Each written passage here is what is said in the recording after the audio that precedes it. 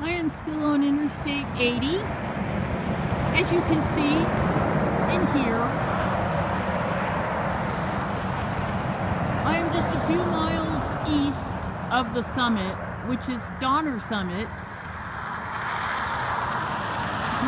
I don't even know, was Donner Summit and Donner Party, which came first?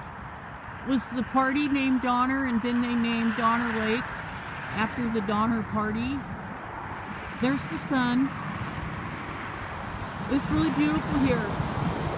I'm just a little bit under 7,000 foot elevation. The summit is 7,200 feet. Oh, looky there. I don't know if you can see that. I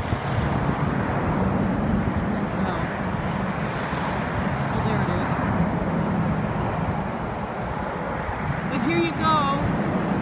There's Donner Lake. Isn't that beautiful? Look at the snow way beyond on the mountains. It's so pretty. It's so cold. Alrighty. Have a good day.